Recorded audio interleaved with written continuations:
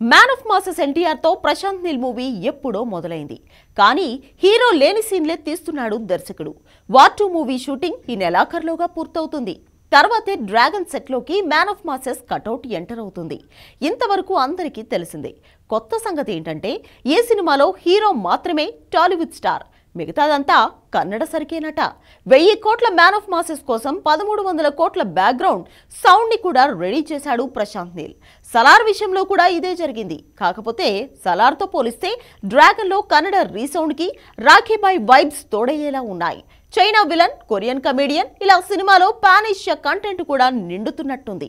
అంతవరకు ఓకే, కానీ మళ్ళీ కేజీఎఫ్ మూడ్లోకి పాన్ ఇండియాని తీసుకెళ్లే ప్రయత్నం చేస్తున్నట్టున్నాడు ప్రశాంత్ నీల్. సలార్లో మిస్ అయింది, డ్రాగన్ లో మిస్ కాకుండా చూసే పనిలో ఉన్నాడని తెలుస్తోంది. ఇంతకీ డ్రాగన్ కి కేజీఎఫ్ వైబ్స్ తోడవబోతున్నాయని అనడానికి కారణం ఏంటి? ఆ ప్రచారం వెనుకున్న లాజిక్ ఏంటి? Have a look.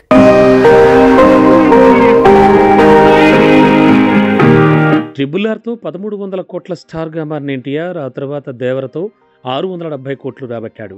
Rajamouli సెంటిమెంట్ని break చేసిన తొలి హీరోగా హిస్టరీ క్రియేట్ చేశాడు. అలాంటి తనతో ప్రశాంత్ నీల్ సినిమా అంటే సలార్ రేంజ్లోనే ఎక్స్పెక్ట్ చేస్తున్నారు. కానీ కథనం మాత్రమే కాదు, అసలు డ్రాగన్ ప్రపంచమే కేజీఎఫ్ని రిఫ్లెక్ట్ చేసేలా ఉందట. సలార్ విషయంలో జరిగిన మిస్టేక్ని డ్రాగన్ విషయంలో రిపీట్ కానియకుండా జాగ్రత్త పడుతున్నాడు ప్రశాంత్ నీల్. నిజానికి సలార్ మూవీ 800 కోట్ల వసూళ్లు రాబట్టిన రెబెల్ స్టార్ ఫ్యాన్స్లో మాత్రం కొంత వెలితి కనిపించింది. దానికి కారణం సలార్ మూవీ కేజీఎఫ్ స్టైల్లో ఉన్న కన్నడ మూవీ ఉగ్రంలా ఉందనే కామెంట్స్ రావడమే.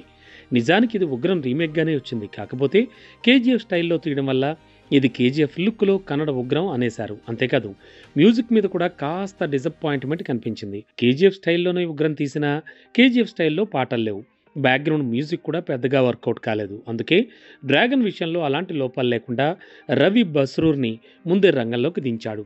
షూటింగ్కి ముందే బ్యాక్గ్రౌండ్ మ్యూజిక్ని, పాటల రికార్డింగ్ని పూర్తి చేయిస్తున్నాడు. ఆల్రెడీ పాటల కంపోజిషన్ అయిపోయింది. ప్రజెంట్ బ్యాక్గ్రౌండ్ మ్యూజిక్ వర్క్ నడుస్తోంది.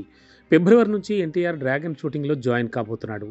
రాజమౌళి తర్వాత సందీప్ రెడ్డి వంగ మాత్రమే సినిమా షూటింగ్కి ముందే తన మూవీ బ్యాక్గ్రౌండ్ వర్క్ని పూర్తి చేయిస్తాడు. ఇప్పుడు ప్రశాంత్ నీల్ అదే పని చేయిస్తున్నాడు. డ్రాగన్ బ్యాక్గ్రౌండ్ మ్యూజిక్ వర్క్ పూర్తయ్యాకే ఎన్టీఆర్ సెట్లో అడుగుపెట్టే ఛాన్స్ ఉంది.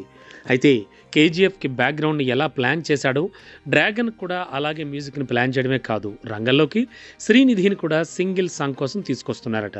ఇక కేజీఎఫ్లోని విలన్ బ్యాచ్ మొత్తం ఈ మూవీ కోసం రంగంలోకి దిగింది. అంటే హీరో తప్ప ఈ మూవీలో మొత్తం సరుకంతా కేజీఎఫ్ఏనా అంటే ఆల్మోస్ట్ అదే కన్ఫామ్. కాకపోతే అంతకు మించేలా సినిమా ప్లానింగ్ పర్ఫెక్షన్తో ప్రశాంత్ నీల్ ప్రిపరేషన్ ఏదో సెన్సేషన్ జరిగేలా ఉంది.